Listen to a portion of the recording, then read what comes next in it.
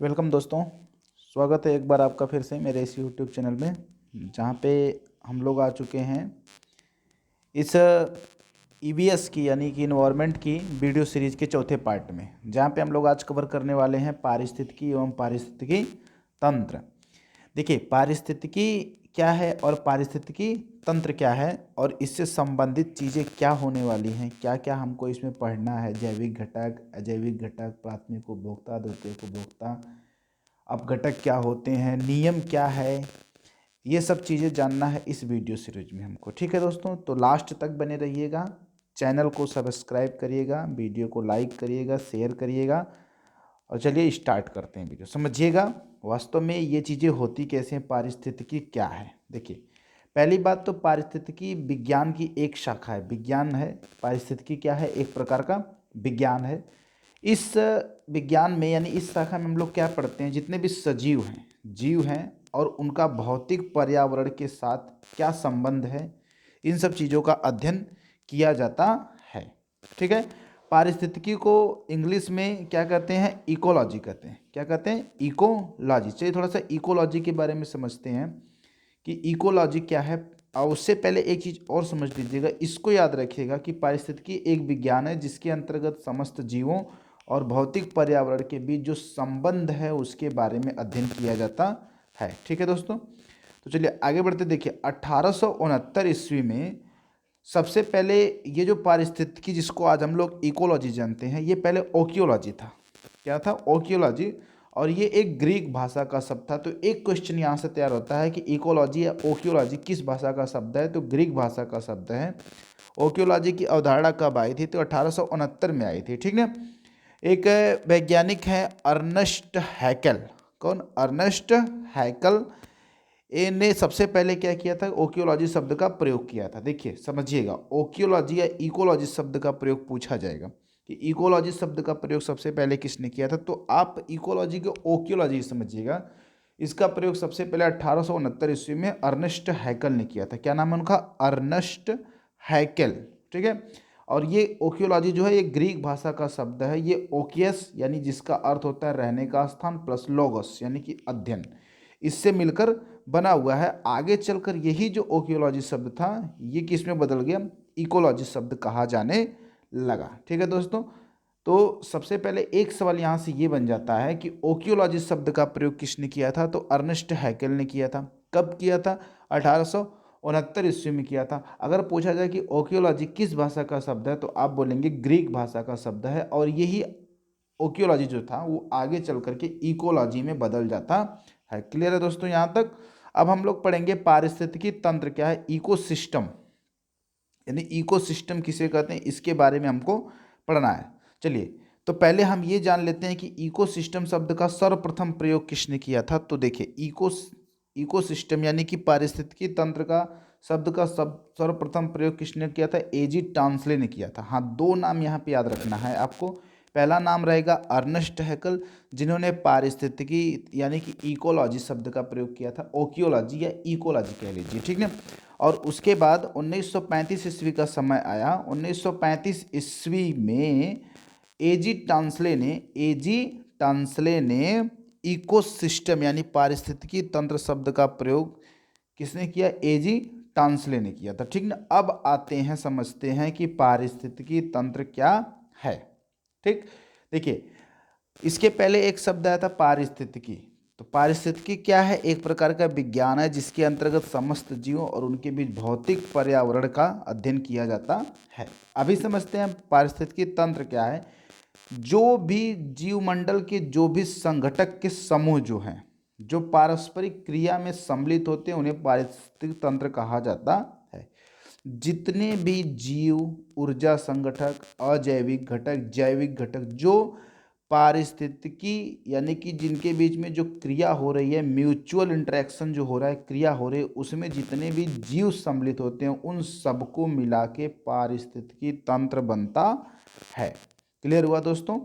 अब पारिस्थितिकी तंत्र की विशेषताओं से क्वेश्चंस आते हैं। पारिस्थितिकी तंत्र की विशेषताएं क्या क्या होती हैं? तो सबसे पहले ये जानिएगा कि पारिस्थितिकी तंत्र एक सुसंगठित तंत्र होता है। कैसा तंत्र होता है? सुसंगठित, यानी कि इसमें सबका नियम, इसमें कुछ नियम्स होते हैं, उस नियम के बारे में भी हम लोग पढ़ेंगे, ठीक ना। और पारिस्थितिकी तंत्र एक प्रकार से देखा जाए तो प्राकृतिक संसाधन तंत्र होते हैं। जैसे पारिस्थितिकी तंत्र, मान लीजिए कोई सागर है यानी या तालाब है, ये एक पारिस्थितिकी तंत्र है, ठीक ना। ये प्राकृतिक संसाधन होते हैं। हालांकि बाद में कुछ कृत्रिम संसाधन भी आप पढ़ेंगे, जैसे कि नगरीय या औद्योगिक पारिस्थितिकी तंत्र, उसको जब पढ़ा जाएगा तो उसमें आएगा कि वो कृत्रिम संसाधन भी होते हैं, लेकिन पारिस्थितिकी तंत्र अभी जानेगा कि प्राकृतिक संसाधन होते हैं। ठीक है दोस्तों, थोड़ा सा 1 मिनट। हाँ, अब देखिए पारिस्थितिकी तंत्र की उत्पादकता जो है, कितना उसमें प्रोडक्शन, कितना उत्पादन होगा, वो किस पर निर्भर करता है? ऊर्जा की सुलभता, कितनी ऊर्जा उपलब्ध है उस पर निर्भर करता है। तो एक क्वेश्चन, बहुत ही क्रूशियल क्वेश्चन है कि पारिस्थितिकी तंत्र की उत्पादकता निर्भर करती है, किस पर निर्भर करती है? तो ऊर्जा की सुलभता पर निर्भर करती है। ठीक है दोस्तों, आगे बढ़ते हैं। पारिस्थितिकी तंत्र एक खुला तंत्र होता है। कैसा तंत्र होता है? खुला तंत्र होता है, जिसमें ऊर्जा का निवेश यानी कि इनपुट और आउटपुट होता है। ऊर्जा आती है और ऊर्जा फिर बाहर भी निकलती है, तो ये दोनों चीज़ें होती हैं। तो पारिस्थितिकी तंत्र एक कैसा तंत्र होता है? खुला तंत्र होता है। अब आगे हम लोग देख लेते हैं कि पारिस्थितिकी तंत्र के घटक क्या क्या है। पारिस्थितिकी तंत्र कि कौन कौन से भाग मिलके पारिस्थितिकी तंत्र बनाते हैं। तो देखिए, पारिस्थितिकी तंत्र में हम 2 घटकों को मानेंगे, जैविक घटक और अजैविक घटक। जैविक घटक और कौन सा घटक? अजैविक घटक। ठीक है दोस्तों, अब देखते हैं जैविक घटक में कौन कौन सी चीज़ें आएंगी और अजैविक घटक में कौन कौन सी चीज़ें आएंगी। थोड़ा एक चार्ट देख लीजिएगा। देखिए, पारिस्थितिकी तंत्र के घटक में 2 प्रकार के घटक होते हैं, जैविक घटक और अजैविक, यानी कि बायोटिक और एबायोटिक। ठीक ना। देखिए, जितने भी जीवित चीज़ों से संबंधित घटक होंगे उनको हम कहेंगे जैविक घटक, और जितने भी निर्जीव यानी ऊर्जा से और निर्जीव से होंगे उन्हें कहेंगे अजैविक घटक। ठीक है, तो पहले हम जैविक घटक का क्लासिफिकेशन देख लेते हैं कि जैविक घटक में कौन कौन से हिस्से आते हैं। देखिए, जैविक घटक में 3 चीज़ें आएंगी। उत्पादक, जो कि प्रोडक्शन करेंगे, उत्पादन करेंगे, और उपभोक्ता, जो उनका उपभोग करेंगे। ठीक ना। और अपघटक, यानी कि उपभोक्ता का भी उपभोग करने वाले अपघटक कहे जाते हैं। इनके बारे में हम लोग अलग से पढ़ेंगे। ठीक है दोस्तों, इसी तरह से अजैविक घटक कौन कौन से होते हैं। अजैविक घटक में देखिए, भौतिक कारक भी होता है, अकार्बनिक कारक भी होता है और कार्बनिक कारक भी होता है। अब भौतिक कारक में कौन कौन सी चीज़ें हैं? तापमान है, आर्द्रता है, प्रकाश है, वायुमंडलीय दाब है, स्थलाकृति है। ये सब क्या है? भौतिक कारक हैं। तो कभी कभी पूछ लिया जाता है कि निम्न में से कौन सा अजैविक भौतिक कारक है। तो इसको याद रखिएगा, तापमान, आर्द्रता, प्रकाश, वायुमंडलीय दाब और स्थलाकृति, ये सब क्या है? भौतिक कारक हैं। साथ ही अकार्बनिक कारक कौन कौन से हैं? जल, वायुमंडलीय गैस जैसे जो भी गैस है वायुमंडल, जैसे ऑक्सीजन हुआ, नाइट्रोजन हुआ, ये सब वायुमंडलीय गैस से अकार्बनिक कारक में आएंगी। मिट्टी यानी मृदा, खनिज और चट्टानें जितनी भी हैं, ये सब क्या है? अकार्बनिक कारक। और साथ ही कार्बनिक कारक में प्रोटीन, कार्बोहाइड्रेट, वसा।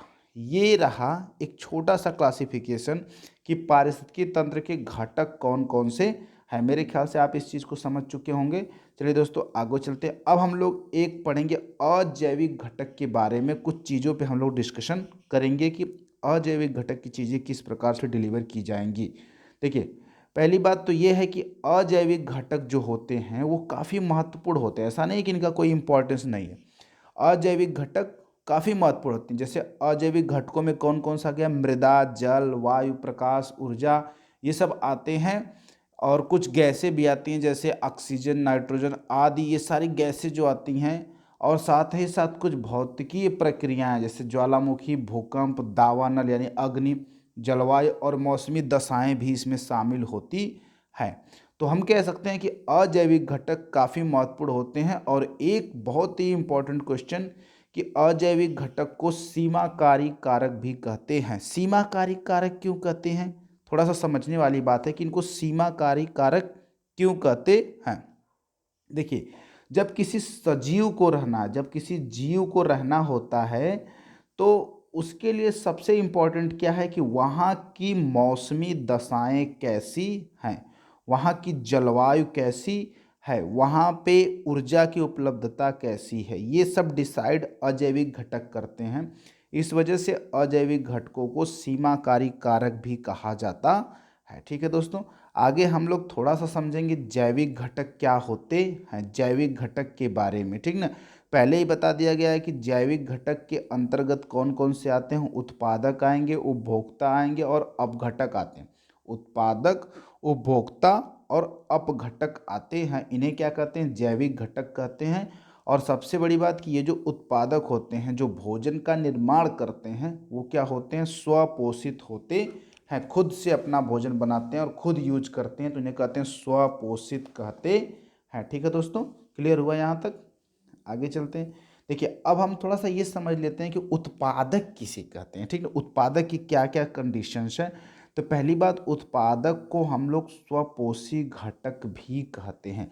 तो कभी कभी पारिस्थितिकी तंत्र के स्वपोषी घटक हैं, कौन है, उत्पादक हैं, उपभोक्ता हैं या फिर अपघटक है, क्वेश्चन से। तो आप हमेशा आंसर करेंगे कि स्वपोषी घटक कौन है, उत्पादक है। और इसके अंतर्गत कौन आते हैं, हरे पेड़ पौधे आते हैं, कुछ जीवाणु भी आते हैं, पीछे वाले वीडियो में बता दिया गया, और कुछ शैवाल भी आते हैं। ठीक ना, ये सभी के सभी क्या होते हैं, स्वपोषित होते हैं। हरे पेड़ पौधे जो जिसमें क्लोरोफिल पाया जाता है और प्रकाश की उपस्थिति में ये अपना भोजन बना सकते हैं, इन्हें स्वपोषित कहते हैं, अपना भोजन खुद से बनाते हैं। और देखिए, जैसे स्थलीय परिवेश बनता है और एक तरह से कुछ जलीय परिवेश भी बनता है। तो स्थलीय परिवेश में जो भी उत्पादक होंगे, स्थलीय परिवेश में जो भी उत्पादक होते हैं वो सामान्यतः जड़ युक्त पौधे होते हैं, जिनमें जड़ें पाई जाती हैं। जड़ युक्त पौधे जिनमें जड़ें पाई जाती हैं, जैसे कि साख हुआ, झाड़ी हुआ, वृक्ष हुआ, ये सब क्या जड़ युक्त पौधे हैं और ये सामान्यतः स्थलीय परिवेश में पाए जाते हैं। तो एक क्वेश्चन यहाँ से भी समझ लीजिएगा कि स्थलीय परिवेश में पाए जाने वाले उत्पादकों में जड़ होती है, जैसे साग, वृक्ष और झाड़ी, ये सारे आते हैं। ठीक है दोस्तों, क्लियर हुआ यहाँ तक? अब इसी तरह से जो जलीय परिवेश में पाए जाते हैं, जलीय परिवेश में जो उत्पादक होते हैं, जल में जैसे तालाब है, तालाब में ये ऊपर कुछ ग्रीन हरे पत्ते तैरते रहते हैं, उन्हें पादप प्लवक कहते हैं। पादप प्लवक, पादप प्लवक नामक पौधे होते हैं जलीय परिवेश में, जिनकी जड़ें जमीन में टच नहीं करते, वो ऊपर तैरते रहते हैं और उसी से अपना पोषण जल से ही लेती हैं। ठीक ना, इन्हें पादप प्लवक या प्लवक पौधे कहते हैं। तो उत्पादक में कौन कौन आ रहे हैं, दो तरह के उत्पादक आ रहे हैं, एक तो स्थलीय परिवेश में रहने वाले और एक जलीय परिवेश में रहने वाले। स्थलीय परिवेश में कौन, जिनमें जड़ें पाई जाती हैं, सामान्यतः जड़ें पाई, जैसे साख हुआ, वृक्ष हुआ, झाड़ी हुआ। उसी तरह से जलीय परिवेश में कौन है, पादप प्लवक, यानी तालाब पानी पर तैरने वाले पौधे पाए जाते हैं। ठीक है, अब उपभोक्ता के बारे में बात करते हैं कि उपभोक्ता को हम तीन कैटेगरियों में बांटेंगे, प्राथमिक उपभोक्ता, द्वितीयक उपभोक्ता और तृतीयक उपभोक्ता। तो पहले जैसे मान लीजिए एक पेड़ है, कोई एक वृक्ष है, छोटा सा पेड़ है, पौधा है, इस पौधे पर जो निर्भर है, इस पेड़ पर यानी कि इस पौधे पर जो जीव जंतु निर्भर होते हैं, केवल इसी पर निर्भर हैं, उन्हें हम क्या कहते हैं, प्राथमिक उपभोक्ता कहते हैं। क्या कहते हैं दोस्तों, प्राथमिक उपभोक्ता कहते हैं। ऐसे जीव जो पेड़ केवल शाकाहारी होते हैं, केवल कैसे होते हैं, शाकाहारी होते हैं, उन्हें हम प्राथमिक उपभोक्ता कहते हैं। इन्हें देखिए शाक भक्षी भी कहते हैं और ये हमेशा पौधों पर अपने भोजन के लिए निर्भर होते हैं। जैसे मान लीजिए चरने वाले जो पशु, जैसे बकरी है, खरगोश है, गाय है, ऊँट है, ये सब। जैसे मान लीजिए बकरी है, वो घास ही खाएगी ना, मुर्गा मछली तो नहीं ना खा लेगी। तो इसलिए बकरी को हम लोग क्या कहेंगे, प्राथमिक उपभोक्ता कहते हैं। अब इसी तरह से कुछ आते हैं द्वितीयक उपभोक्ता। देखिए, द्वितीयक उपभोक्ताओं की कंडीशंस कुछ ऐसी होती है कि पहली बात तो ये शाक भक्षी भी हो सकते हैं और अन्य प्राणियों पर भी निर्भर होते हैं, दोनों कंडीशन है इसमें। तो इन्हें क्या कहते हैं, द्वितीयक उपभोक्ता। जैसे सांप हुआ, भेड़िया हुआ, ये सब क्या है, द्वितीयक उपभोक्ता। जैसे सांप दूध भी पी लेता है, सांप चूहे को भी खा लेता है, तो शाक भक्षी भी हो गया और अन्य प्राणियों पर ही निर्भर हो गया, तो इसे कहते हैं द्वितीयक उपभोक्ता। और तृतीयक उपभोक्ता की तो कहानी ही जबरदस्त है दोस्तों, इन्हें सब कुछ पसंद है। तृतीयक उपभोक्ता केवल मांस का सेवन करते हैं, यानी कि ये हमेशा प्राथमिक उपभोक्ता और द्वितीयक उपभोक्ता को अपना आहार बनाते हैं। जैसे बकरी है, बकरी को कौन खा गया? शेर खा गया। बकरी को कौन खाया? शेर। तो शेर किस में आएगा? तृतीयक उपभोक्ता में। बकरी किस पे निर्भर है? बकरी निर्भर है भोजन के लिए, वो हमेशा पौधों पर निर्भर। तो बकरी किस में आएगी? प्राथमिक उपभोक्ता पर। तो शीर्ष मांस भक्षी किस में आते हैं? तृतीयक उपभोक्ता होते हैं। ठीक है दोस्तों, क्लियर हुआ यहाँ तक? और सबसे इम्पॉर्टेंट बात कि ये प्राथमिक और द्वितीयक उपभोक्ताओं को ही अपना आहार बनाते हैं, केवल मांस का सेवन करते हैं। मेरे समझ से यहाँ तक बातें आप लोगों को क्लियर हो गई होगी। ठीक है, अब इसका एग्जाम्पल भी, जैसे बाज हुआ, बड़ी शार्क हुई, शेर हुआ, बाघ हुआ, ये सब क्या है? तृतीयक उपभोक्ता में आते हैं। अब उपभोक्ताओं को भी कोई खाएगा। शेर को कौन खाएगा भाई? शेर को या तो बड़ा शेर मार के खा जाए, या फिर शेर मर जाए, उसको छोटे छोटे जीवाणु उस पर लग जाए और उसके शरीर को गला के उसको अपना भोजन बना ले। तो उन्हें कहते हैं अपघटक, जो मृत शरीरों पर निर्भर रहते हैं। इसमें देखिए मुख्यतः कौन आते हैं? बैक्टीरिया और कवक आते हैं। और ये भोजन के लिए मृत कार्बनिक पदार्थ, जैसे कोई शेर है, शेर तृतीय को भोगता है ना, वो मर गया, शेर की मृत्यु हो गई, कुछ दिन बाद शेर पे छोटे छोटे कीड़े जीवाणु बैक्टीरिया लग जाते हैं और वो धीरे धीरे शेर के शरीर को खत्म कर देते हैं। ठीक ना? तो इन्हें क्या कहते हैं? अपघटक कहते हैं। और सबसे बड़ी बात यह है कि अपघटकों की ये अपने भोजन को निगलते नहीं है। भोजन को क्या करते हैं? निगलते नहीं है। तो जब निगलते नहीं है तो भोजन कैसे करते हैं भाई? देखिए, जैसे मान लीजिए कोई मृत शरीर है ये, ठीक ना, मृत शरीर के अवशेषों पर ये जिंदा रहते हैं। तो जो भी बैक्टीरिया, ये कवक होते हैं ना, ये जो अवशेष हैं, ये विभिन्न प्रकार के एंजाइम निकालते हैं। जो मृत शरीर हैं वो विभिन्न प्रकार के एंजाइम्स उनमें होते होंगे ना। तो उसके बाद जो अपघटक होते हैं, ये मृत अवशेषों के बाह्य श्वसनीय पाचन से, बाहरी पाचन से अपना भोजन करते हैं। तो ये भोजन को निगलते नहीं है, ठीक है, बल्कि भोजन को गला ले जाते हैं। ठीक ना? चलिए आगे चलते हैं। अब सबसे इम्पॉर्टेंट टॉपिक ये है कि पारिस्थितिकी तंत्र से संबंधित नियम कौन कौन से हैं। यहाँ पे समझिएगा, ये बहुत ही इम्पॉर्टेंट, बहुत सारा क्वेश्चंस यहाँ से पूछा जाता है। तो पहली बात तो ये जानिएगा कि पारिस्थितिकी तंत्र को जब हम पढ़ेंगे तब हम पारिस्थितिकी को भी पढ़ सकते हैं। यानी कि जब हम तंत्र के बारे में जानेंगे तभी हम विज्ञान के बारे में पढ़ सकते हैं। तो पारिस्थितिकी तंत्र पारिस्थितिकी अध्ययन की आधारभूत इकाई है। और जो संपूर्ण पृथ्वी है, यानी कि संपूर्ण जैव मंडल जो है, वो पहली बात एक जटिल पारिस्थितिकी तंत्र है। संपूर्ण जैव मंडल एक जटिल पारिस्थितिकी तंत्र होता है। ठीक ना? अब देखिए, इसमें एक नियम है। कौन सा नियम है? मैं थोड़ा क्लियर करता हूँ इसको। नियम फिर हम लोग देखते हैं। देखिए, एक नियम यहाँ पे है कि एक रूपतावाद का नियम क्या है। एक रूपता व पारिस्थितिकी तंत्र से संबंधित नियम एक रूपतावाद का नियम क्या कहता है? ये कहता है कि प्राचीन में, जैसे पुराने समय में जो जैविक प्रक्रम रहा है, जो जैविक क्रिया रही है, जैविक प्रक्रम यानी कि जैविक क्रिया रही है प्राचीन समय में, वही क्रिया वर्तमान में भी रहेगी।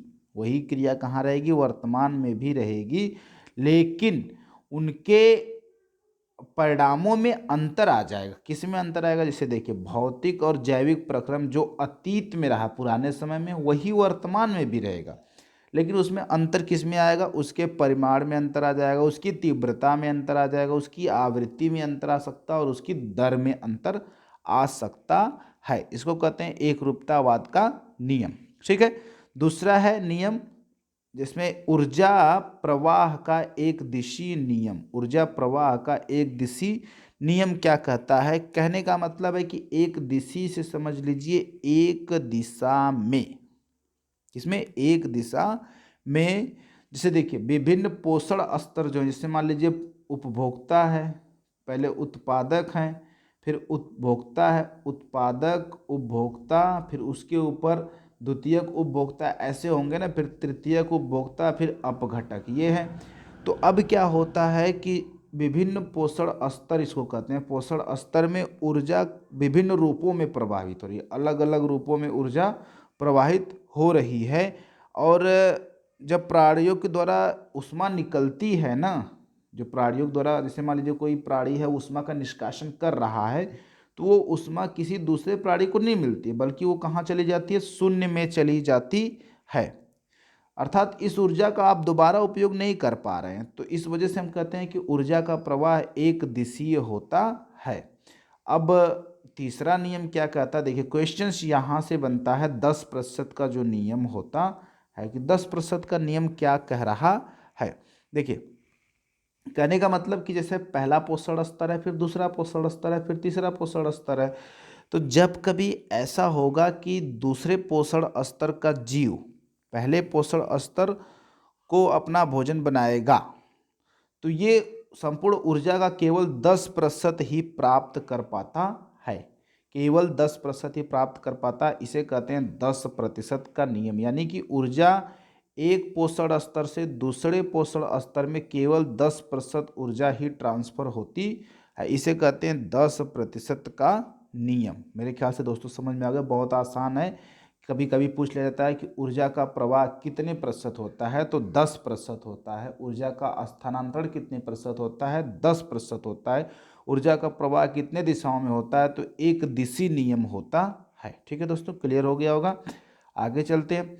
अगला नियम क्या कहता है, अगला नियम ये कह रहा है कि जो उच्च पोषण स्तर के जीव होते हैं, उच्च पोषण स्तर के जो जीव होते हैं और जो निचले पोषण स्तर के जीव होते हैं, दोनों के श्वसन में ऊष्मा ह्रास जो होता है उच्च पोषण स्तर में अधिक होता है। उच्च पोषण स्तर में हमेशा ऊष्मा का क्षय जो होगा वो निम्न पोषण स्तर की अपेक्षा अधिक होता है।